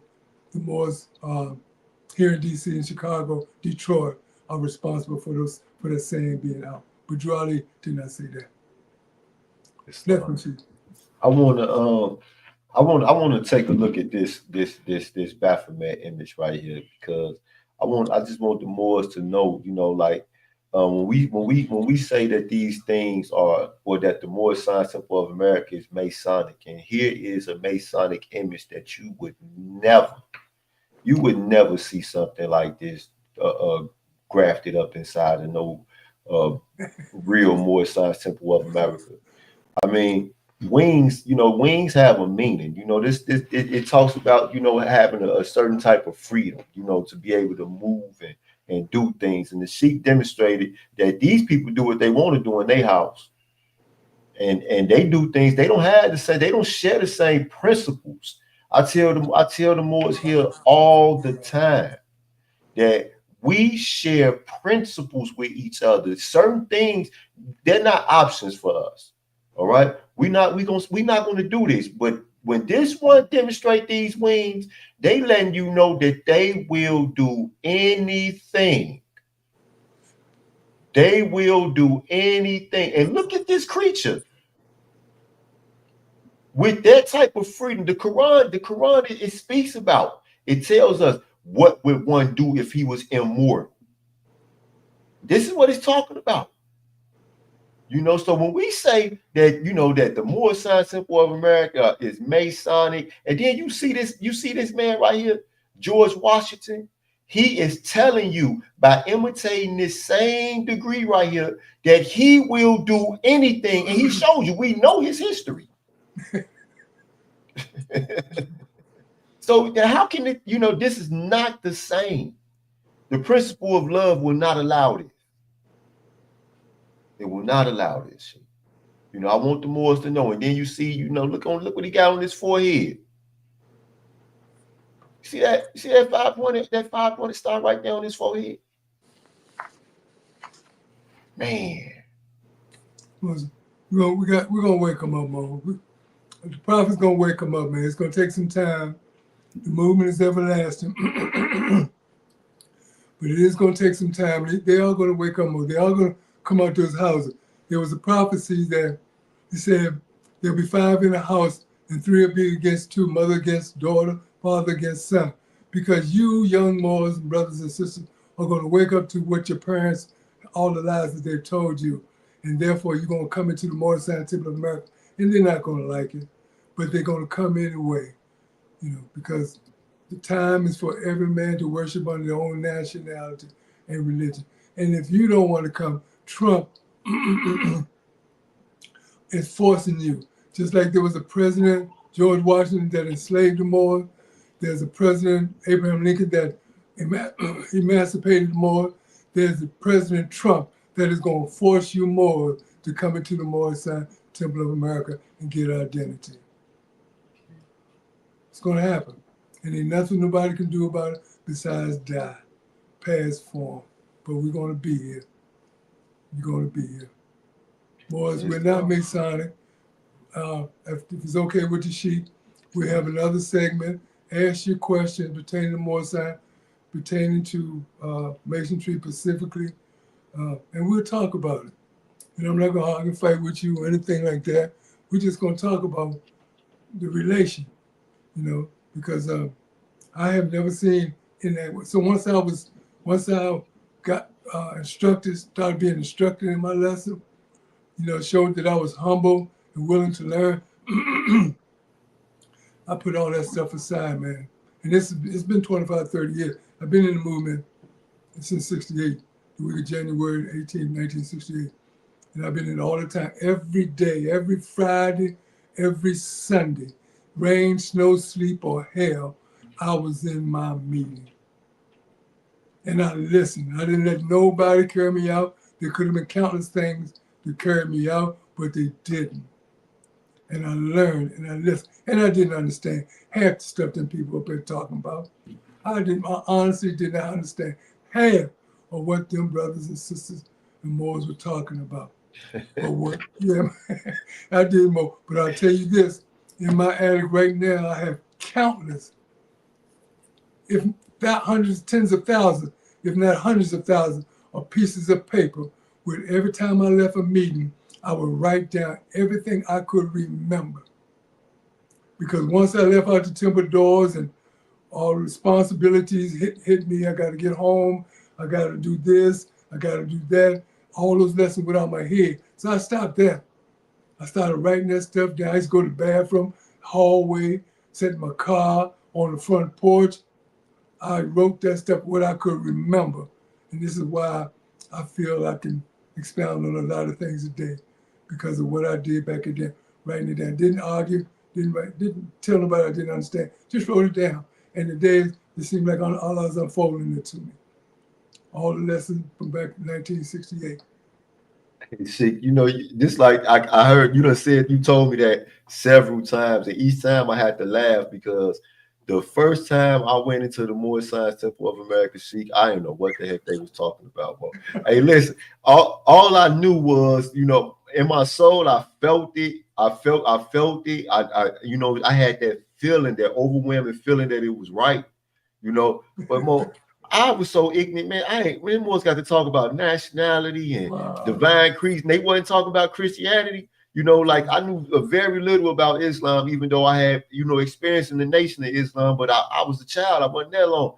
Man, Sheik, I ain't know what the people were talking about. Hey, I remember when you told me that when Timothy Dingle was speaking to you, it sounded like he was talking African man. Whoa, I promise you, Bo, that's what it sounded like. I don't know what the people talk about. Oh, and you know, it was even more confusing when they started giving me, you know, when I started reading the Quran and stuff, because, you know, it was in a language that, you know, that I wasn't familiar with. But the same way, you know, with me, it was, you know, I take notes. You know, I take my notes and I ask so many questions. My first Sunday school teacher. Your question, yeah, ask your question, don't it? Hey, see, the Sunday school teacher quit. He said, he's like, man, this boy, he thought I was trying to be funny.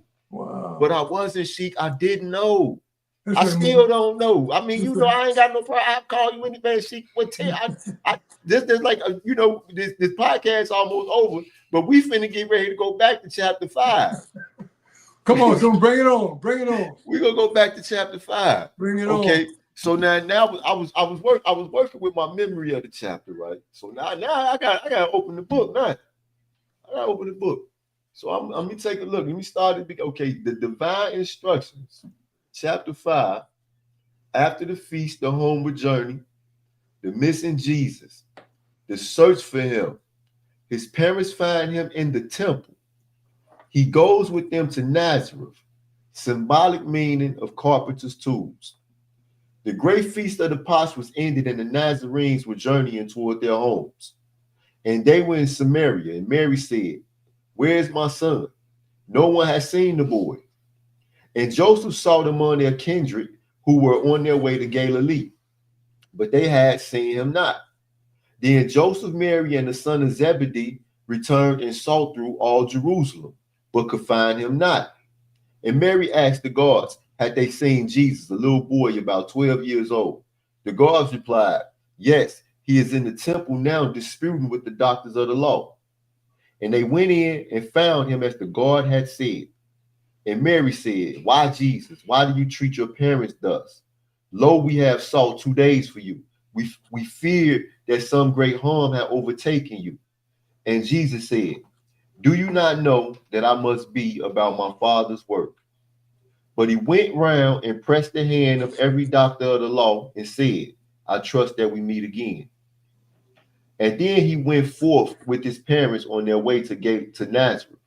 And when they reached their home, he wrote with Joseph as a carpenter. One day as he was bringing forth the tools for work, he said, "These tools remind me of the ones we handle in the workshop of the mind, where things are made of thought and where we build up character. We use the square to measure all our lines, to straighten out the crooked places of the way and make the corners of our conduct square. We use the compass to draw the circles around our passions and desires to keep them in the bounds of righteousness.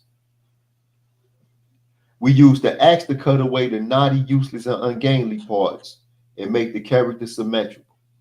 We use the hammer to drive home the truth and pound it in until it is a part of every part. We use the plane to smooth the rough, uneven surface of jointed block and board that go to build the temple for the truth. The chisel line, the plummet, and the saw all have their uses in the workshop of the mind. And then this ladder, with its trinity of steps, faith, hope, and love. On it we climb up to the dome of purity and life. And on the 12-step ladder we ascend until we reach the pinnacle of that which life is spent to build, the temple of perfected men." So you said what virtues? Sheik, can I request something of you in the audience and the listeners? Can I request something? Islam. Well, can I request? I have no problem with answering this question, but can I request?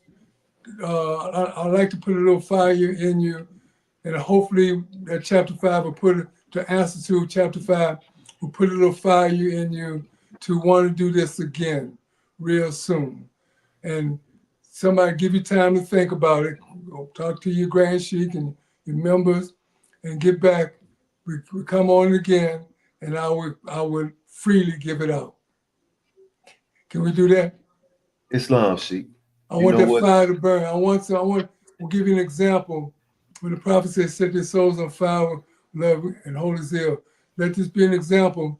I mean, you have a question, you have something to search it out. And if you search it out honestly, you're going to have a burning desire to want to know if it's right or even want to answer the question. So if you would do that, and another time, next meeting that we have, whenever you so choose, I'll be at your beck and call, but I'd like to take it up at that time, chapter 5. Islam, Sheik. Okay, so on this coming Tuesday, Islam. No, on Tuesday. So I have a sister Monet Hill, and I have the brother Smithfield. Well, whenever more. Tuesday we go. I'm telling. See, Tuesday, same time, same channel. Let's do it. Okay, what's today is Monday? Today's Sunday. Monday. Today's Sunday. Don't we have Sheik meeting this Sunday? Don't we have Sheik meeting? Okay, Mo. Okay.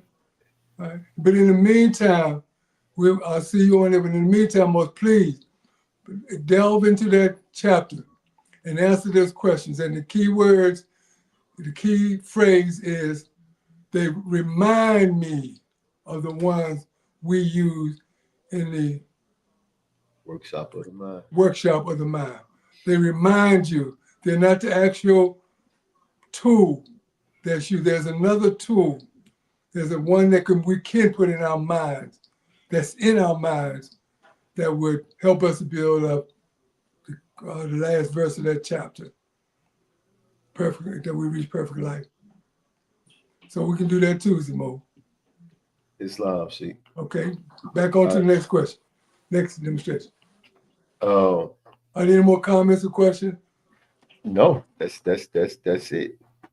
Brothers and sisters, Mo, please ask your questions. I mean, I may give my voice a little,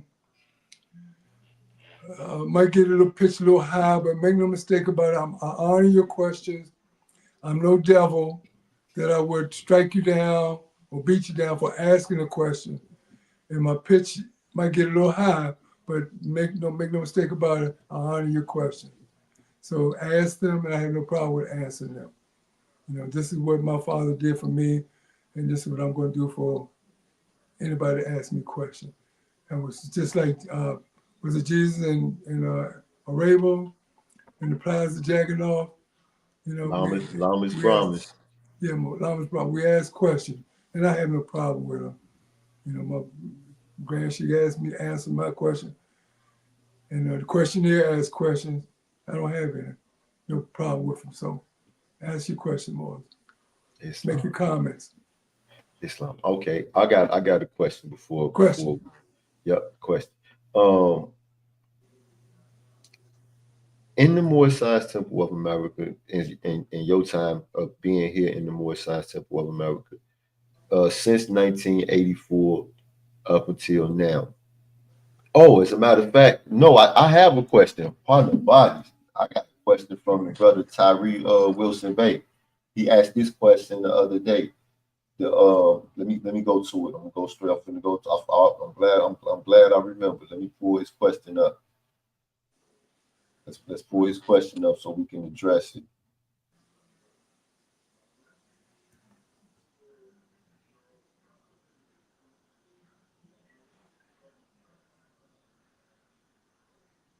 Well, because I got a lot of comments. Take your time. I'm finna go to it. The question that the brother asked, he wanted to know what were some of the things from the order of Freemasonry that have been brought into the temple and instituted into the temple, into the practices and teachings. He wanted to know specifically what were some of those things that had okay, here you go right here. So he said Good question. Maurice Pennington Bay Islam, brother, what exactly from Masonry was brought into the temple? That's what he asked. Pretty much the disfiguring of the fairs and the procedures, how they open their meetings. That was pretty much it. That's all, and attitude. That's all they brought into the temple. Because to violate these people's laws, well, you would have to be a drunk, die, leave the world to carry something out of their order into another order. Mm. And they enforced that with no problems at all. They set up people, they discriminate, they, what do you call it, bad false witness against people. Defame, yep. Defame. They had people locked up and falsely accused and put in jail. I'm telling you what I know. Because you don't bring their stuff out of their order into somewhere else. And the only reason they were able to bring the procedure is because those at that time didn't have any procedures in 1928 pertaining to how the Prophet Noble Drew Ali opened and closed his meetings. And they wore the fez proudly. They wore the disfigured fez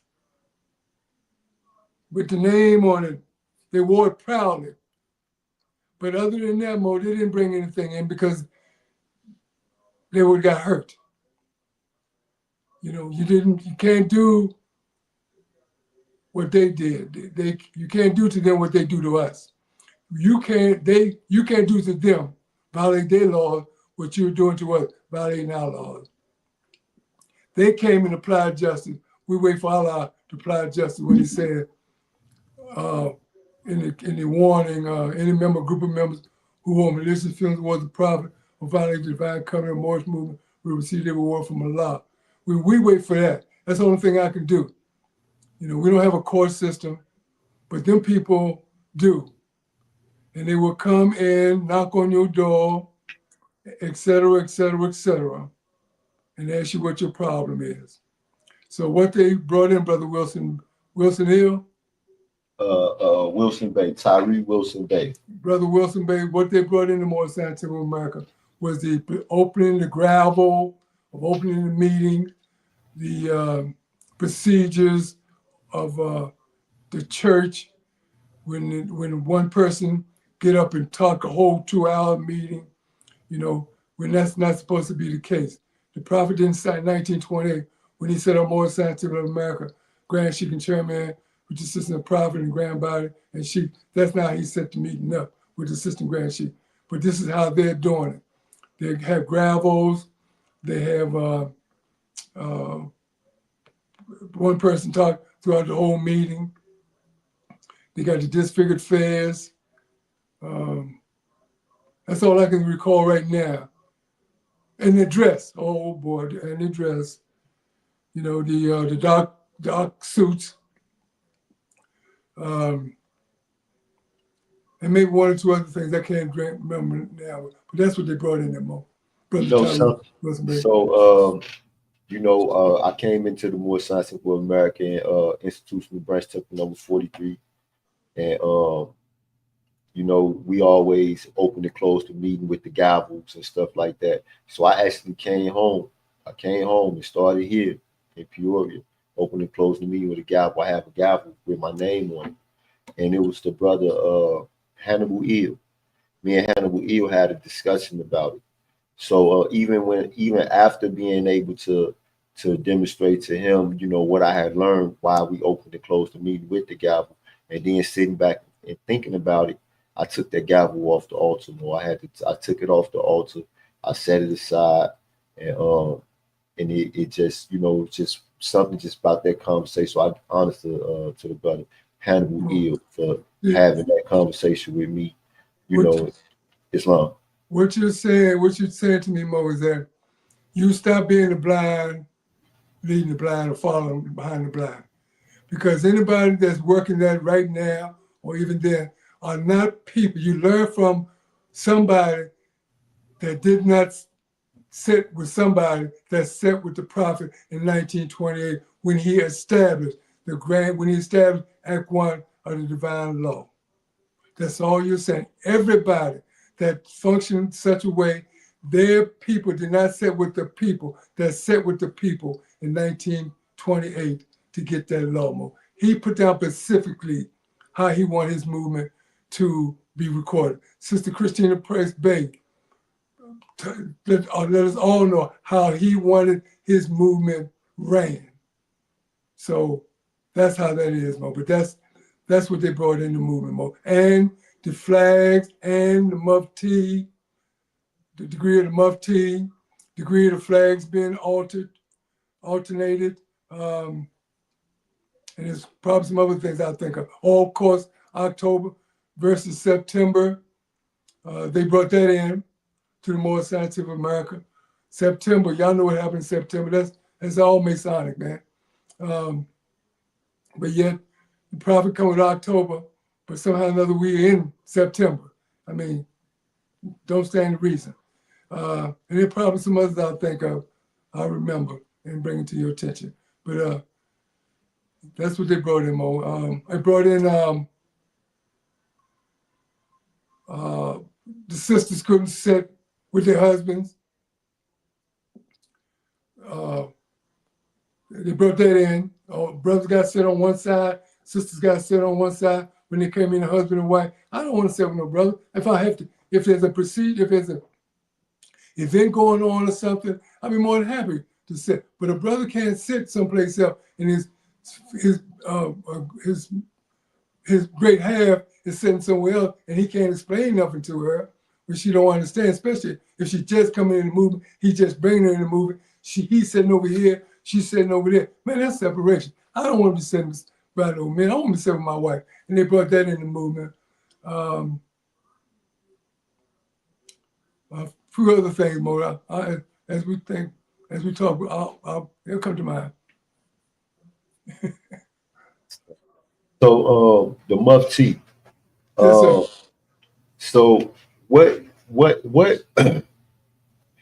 what born that whole concept into the temple in? And now and with that being the idea, I want to say this, because every temple has the authority to demonstrate their own customs, as long as they're in conjunction with the Prophet Noble Ali's plan, right? This is in the Holy Quran of the Moorish Science Temple of America, chapter 47, instruction number 13. So with that, but what makes the mufti demonstration, different? Like what takes it out of the authority? Why is it not right? Well, I'm not going to address that over the phone. I mean, I'm not going to address that over the air. Some things are required to be in private, but just look at 1923 and 1925. Look at what took place in Turkey. Look at what took place in Africa in 1923 amongst by the muftis, by the Grand Mufti, the Vizier. Look what they did to various nationalities of people. And then you get the idea that it was from fear, and you get the idea that somebody adopted it over here to put fear in people, not control or assistance or serve and protect, but fear. And that's pretty much what that's all about, Mo. It's not about protecting anything. Allah is our protector. Allah is our God. And it's somebody adopted that to imply fear. And that's pretty much what took place, Mo, back during the 1920, 1, 2, 3, 4, 5, up until the 28. That's what took place. A lot of fear. You know what, Sheik? Huh? What you doing tomorrow? What's tomorrow, Monday? Yeah. Well, what are we talking about? What are we doing? Let's do this. Let's come back to this, because you know what I just remembered I got to do, Sheik? Well, I got to drive all the way to Chicago tonight and back. It's love. How old are you, Mo? So, How old are you? You said how old am I? 45. Yeah. Mo, you should be able to do your eyes. No, with your eyes closed. Oh, I was going to say I can't do my eyes closed. Mo, you should be able to do that with no problem. But Mo, I tell you what, I think we can do it. I think I'll give you a call in the course of the day to let you know. Because tomorrow's Monday, Alex is supposed to be coming down. But yeah, Mo, okay, let's set it for tomorrow then. Islam, Sheik. And in the meantime, I had the brothers and sisters, Mo, let them know to write your questions down, and if I can answer them, I will. And please don't be prejudiced against me if I have to carry a question or give it into another room, or if I have to keep it quiet. I can't expound on it the way you would want me to. Islam, Sheik. But I will expound on it. All right. So now this is the part where I tell everybody, like it, share it, comment, do what the Sheik said, write your questions down. Again, it was an honor. It's always an honor. I'll see you again tomorrow, Sheik. I'm sitting here and I kind of felt the eyes on me in the room. And I was like, why these boys looking at me like this? Oh crap, we got this long ride, we got to demonstrate. So I got to take off, Sheik. Islam. May Allah bless you, Mo. I love you, man. Say your prayer. And we'll say this prayer tomorrow after the meeting. So keep it open. Islam. We're going to say that prayer right now, Sheik. You want to lead? Okay, let's say it. I'm following your lead, Sheik. No more. Go ahead. You go ahead, Sheik. Go ahead. Pray to Allah, man. Allah, Father of the universe, the Father of love, truth, peace, freedom, and justice. Allah is my protector, my guide, and my salvation, by night and by day, through his holy prophet, through Ali. Amen. Amen. Islam. May Allah bless us all. Motel, see y'all tomorrow till we meet again. Islam, Sheik. Peace and love. Peace and love. All right? Now that goes against everything that you've been taught your whole life. Everything you've been taught your whole life. You've been taught that you think with your mind. But in the Quran, it talks about what the mind does. Think about some of the things the Quran says about the mind. Jesus said, let us forget the body. He said, let us forget the flesh and go with mind. And go with mind. So therefore, he is identifying that the mind is a vehicle that we could use to transcend boundaries, that we could use to transcend time and space. So when the Prophet Muhammad, he talked about going from Mecca to Jerusalem and back to Mecca in one night, the night's journey. How did he travel? He said he traveled on an animal called Barak, and this animal in one stride, he moves as far as his eyes could see at the speed of thought. At the speed of thought, he was traveling with the mind. You understand what I'm saying? What else did he say about the mind? He said, these tools remind me of the ones we handle in the workshop of the mind. So he's telling us that there is a workshop in the mind. And he's saying where we build up thought. He said where things are made of thought and where we build up character. Now he's telling us what we're supposed to be doing in the workshop, but that's not what you have to do because your mind is yours. You can change it when you want to.